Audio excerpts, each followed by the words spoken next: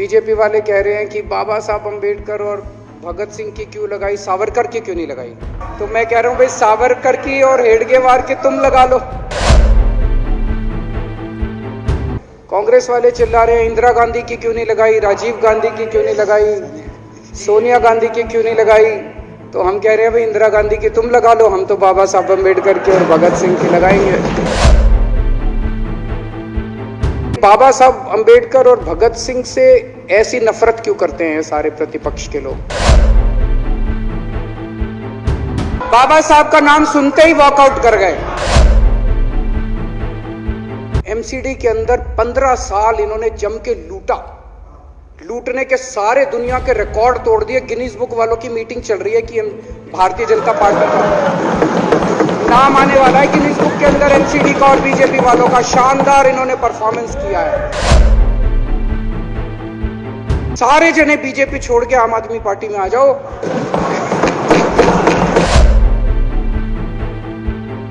दुनिया की सबसे बड़ी पार्टी दुनिया की सबसे छोटी पार्टी से डर के भाग गई। क्या कायर हो यार। तो दो जने कह रहे थे दारू की दुकान बंद करो, आगे वाले कह रहे थे कश्मीर फाइल्स टैक्स फ्री करो, फिर दूसरे वाले ने कहा आज कश्मीर वाला नारा लगाना है। पूरी सारी भारतीय जनता पार्टी देश में एक पिक्चर के पोस्टर लगा रही है। इसलिए राजनीति करने आए थे, पिक्चरों के पोस्टर। अपने बच्चों को क्या जवाब दोगे? घर जाके बच्चे पूछेंगे पापा क्या काम करते हो? पिक्चरों के पोस्टर लगाता हूं। अध्यक्ष महोदय, इनका बस चलना इस देश के अंदर सारे राज्यों में और देश में चुनाव कराना बंद कर देंगे। कहां थे तुम लोग 7 साल से? क्यों नहीं तुम लोगों ने यूनिफाई किया 7 साल से? आज केजरीवाल है, कल केजरीवाल नहीं होगा। आज मोदी जी हैं, कल मोदी जी नहीं होंगे। कोई बड़ा नहीं है, देश बड़ा है। अब अगर ये गुजरात हारेंगे तो ये 10 दिन पहले चिट्ठी लिख देंगे चुनाव आयोग को कि भाई हम गुजरात को और महाराष्ट्र को एक कर रहे हैं, इसलिए गुजरात के चुनाव टाल दो। भारत जनतंत्र है, देश ये बर्दाश्त नहीं करने वाला जो इन्होंने नौटंकी कर रखी है। हम तो जी दुनिया की सबसे छोटी पार्टी हैं, फिर भी डर गए तुम लोग। हिम्मत है तो चुनाव लड़ के दिखाओ। कहते हो 56 इंच का सीना है। आपके घर में कोई बीमार हो, केजरीवाल दवाई पहुंचाता है, मोदी दवाई नहीं पहुंचाता।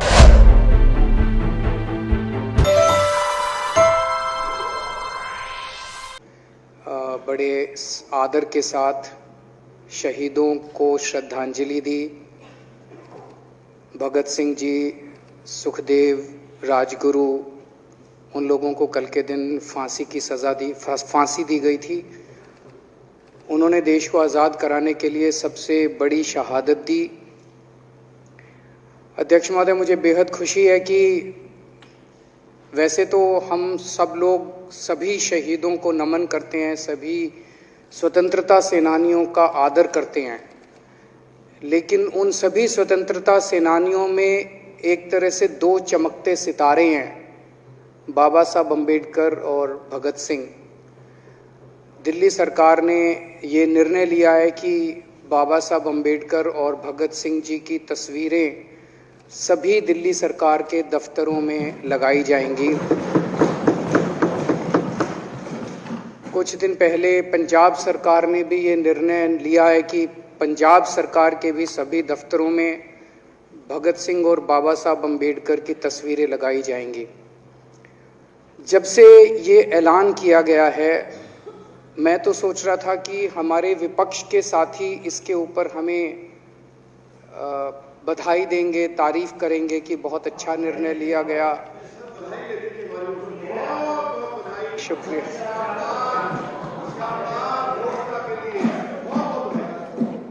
लेकिन जब से ये ऐलान किया है कि इतना, यहाँ तो कहने के लिए कह दिया, बाहर एक मिनट मेरे को पूरा, हमें इतना क्रिटिसाइज किया जा रहा है। बीजेपी वाले कह रहे हैं कि बाबा साहब अम्बेडकर और भगत सिंह की क्यों लगाई, सावरकर की क्यों नहीं लगाई, हेडगेवार की क्यों नहीं लगाई। तो मैं कह रहा हूं भाई सावरकर की और हेडगेवार की तुम लगा लो। अब देखो जो बोल रहे थे उसमें तो किसी ने टिप्पणी नहीं की। मैंने कहा भाई सावरकर आप बोल रहे हैं, सावरकर की और हेडगेवार की तुम लगा लो, हम बाबा साहब अम्बेडकर की और भगत सिंह की लगा लेते हैं। कांग्रेस वाले चिल्ला रहे हैं, कांग्रेस वाले चिल्ला रहे हैं इंदिरा गांधी की क्यों नहीं लगाई, राजीव गांधी की क्यों नहीं लगाई, सोनिया गांधी की क्यों नहीं लगाई। तो हम कह रहे हैं भाई इंदिरा गांधी की तुम लगा लो, हम तो बाबा साहब अम्बेडकर की और भगत सिंह की लगाएंगे। अध्यक्ष महोदय, मेरे को पता नहीं था ये लोग बाबा साहब अम्बेडकर, ये बाबा साहब अम्बेडकर और भगत सिंह से ऐसी नफरत क्यों करते हैं सारे प्रतिपक्ष के लोग। मैं आपको बताता हूं क्यों करते हैं, और खासकर बीजेपी वाले बाबा साहब अम्बेडकर से इतनी नफरत क्यों करते हैं, मैं बताता हूं आपको। बाबा साहब अम्बेडकर ने संविधान बनाया, मैं बता देता हूं आपको, आप भी सेटिस्फाई हो जाओगे।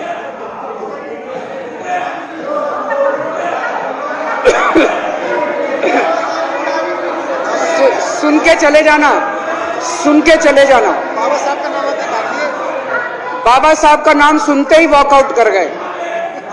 बाबा साहब का नाम भी नहीं सुनना चाहते। बाबा साहब अम्बेडकर का नाम सुनते ही सुन तो लो, सुन तो लो।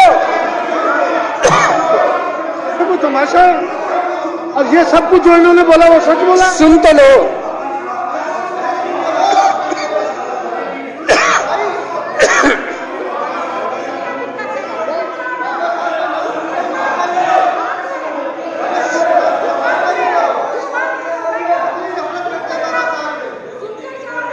बाबा साहब अम्बेडकर ने, सदस्यों से प्रार्थना कर रहा हूं, अध्यक्ष महोदय, बाबा साहब अम्बेडकर ने, मुख्यमंत्री जी बोल रहे हैं, डिस्टर्ब ना करें प्लीज। नहीं, ये कोई तरीका, सत्य कौन बोल रहा था, सत्य क्या बिजुली जी ने बोला सब, आप बैठ जाइए। अब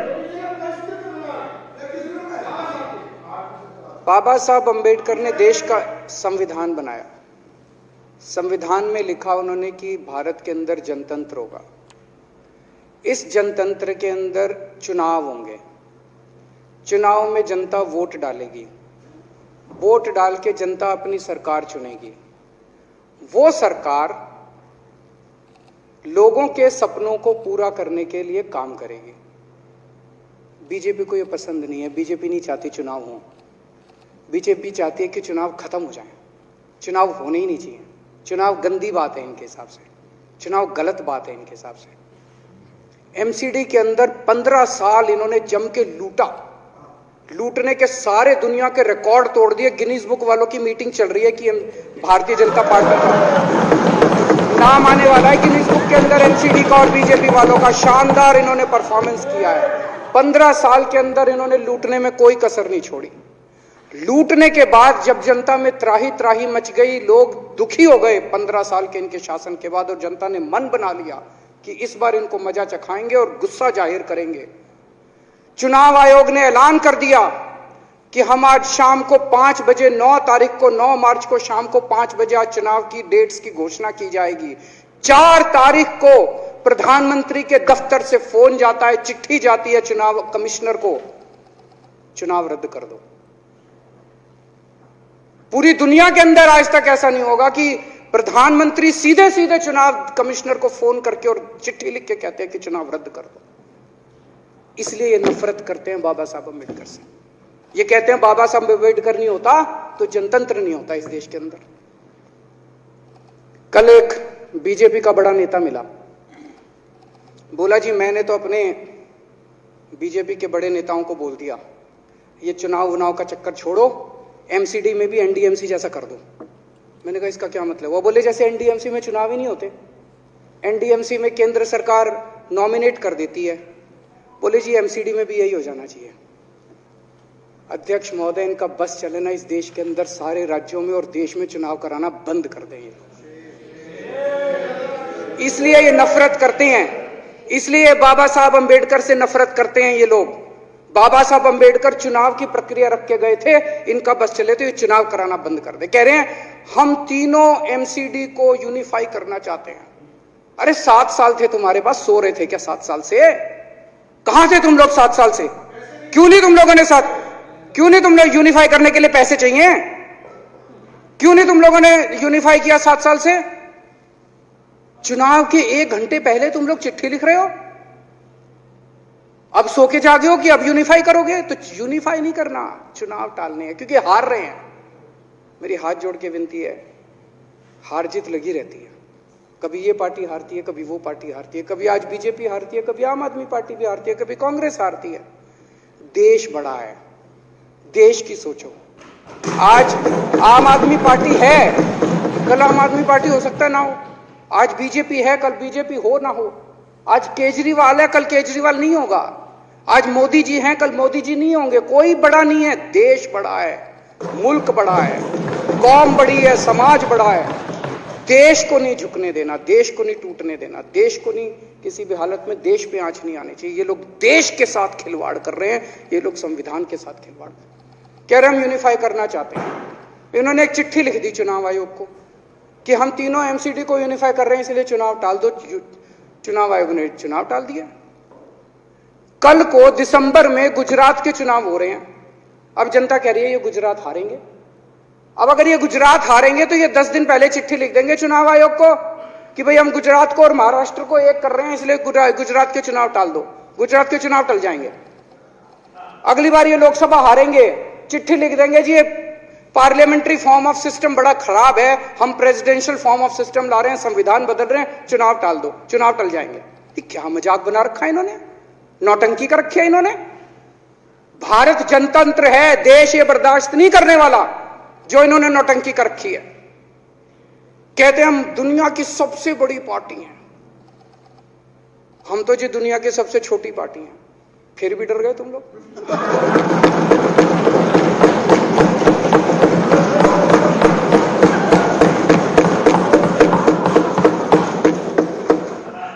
दुनिया की सबसे बड़ी पार्टी दुनिया की सबसे छोटी पार्टी से डर के भाग गई।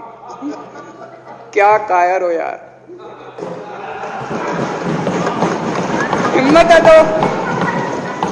हिम्मत है तो चुनाव लड़के दिखाओ बीजेपी वालों, मान जाएंगे तुम। हिम्मत है तो चुनाव लड़के दिखाओ। कहते हो 56 इंच का सीना है, नहीं तो मान लो 56 इंच का सीना नहीं है, झूठ। नहीं तो मान लो कुर्ते के नीचे 56 इंच का सीना नहीं है, झूठ है ये।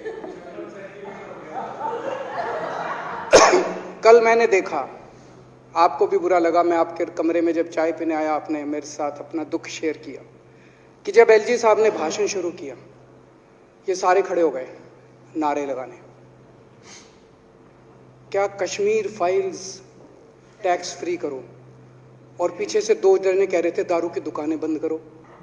अब इनको भी नहीं पता आज नारे किस चीज के लगाने। ऊपर से आया तो था ऊपर से आया तो था, तो 2 जने कह रहे थे दारू की दुकान बंद करो, आगे वाले कह रहे थे कश्मीर फाइल्स टैक्स फ्री करो, फिर दूसरे वाले ने कहा बे आज कश्मीर वाला नारा लगाना है। तो जैसे रैलियां होती हैं उसमें कुछ टीवी वाले माइक लगा देते हैं कि हाँ जी किस लिए आए हो, तो वो यूं यूं देखता है किस लिए।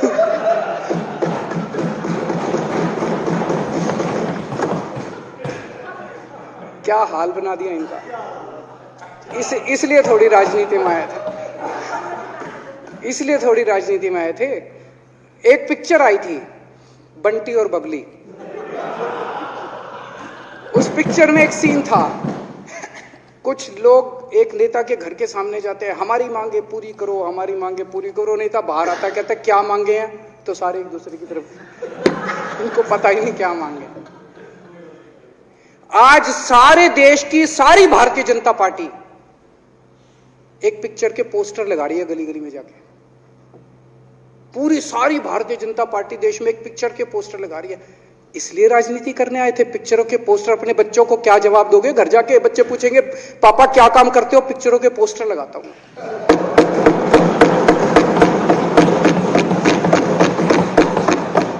8 साल केंद्र सरकार चलाने के बाद अगर किसी देश के प्रधानमंत्री को विवेक अग्निहोत्री के चरणों में शरण लेनी पड़े तो इसका मतलब उस प्रधानमंत्री ने 8 साल में कोई काम नहीं किया। 8 साल खराब कर दिए। बताओ, विवेक अग्निहोत्री के चरणों में उनको शरण लेनी पड़ रही है, बचा लो बचा लो बचा लो। अगर किसी प्रधानमंत्री को कह रहे हैं कश्मीर फाइल्स टैक्स फ्री करो, अरे यूट्यूब पे डाल दो, फ्री हो जाएगी। टैक्स फ्री क्यों करा रहे हो? इतना ही तुमको शौक है, विवेक अग्निहोत्री को बोलो यूट्यूब पे डाल देगा, सारी पिक्चर फ्री है, सारे जने देख लेंगे एक ही दिन के अंदर। टैक्स फ्री की क्या जरूरत है? यूट्यूब पे क्यों नहीं डाल?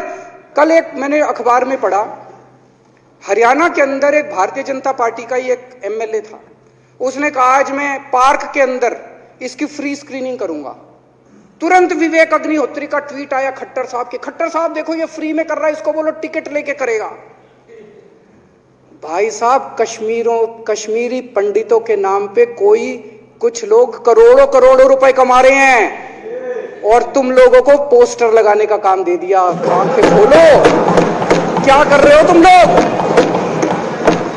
वो करोड़ों कमा गया, कश्मीरी पंडितों के नाम पे करोड़ों कमा गया और तुम लोग पोस्टर लगाते रह गए। क्या हाल बना दिया तुम लोगों का यार, आंखें खोलो तुम लोग।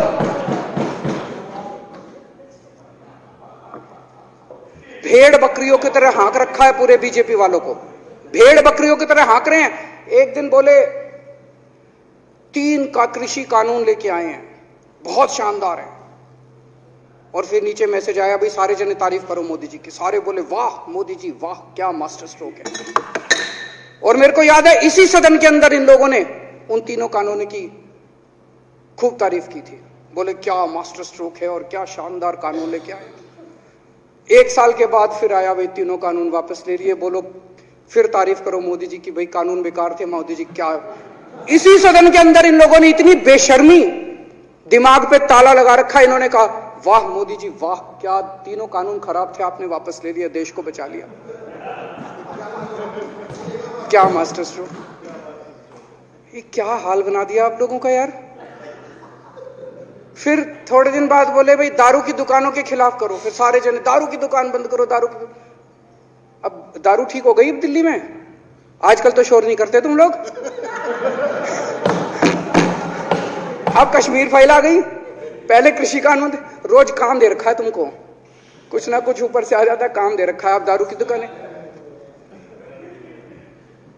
मेरा एक ही निवेदन है मेरे बीजेपी के साथियों से, आप तो अपने ही हो, आप तो सब अपने, मेरे छोटे भाई बड़े भाई बिदुरी साहब तो बड़े भाई है मेरे, आप तो सारे अपने हो यार। थोड़ा सा देश के बारे में सोचो यार, थोड़ा देश के बारे में सोचो। हिटलर भी जो था वो कम से कम अपने चमचों को नौकरी देता था, रोजगार देता था। इतिहास उठा के पढ़ो, उसने रोजगार तो दिया था। इन्होंने क्या दिया आपको?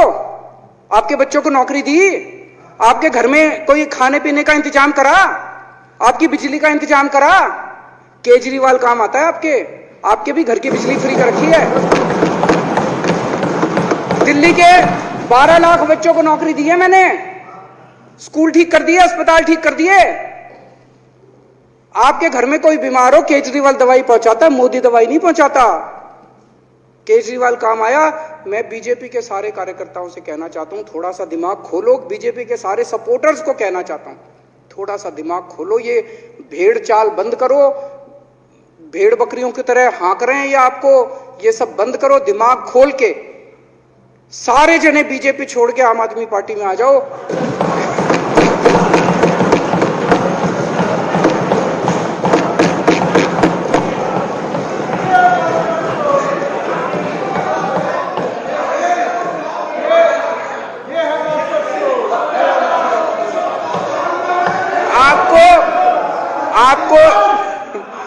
आपको इज्जत मिलेगी, सम्मान मिलेगा, आपसे कतई झूठे नारे नहीं लगवाएंगे।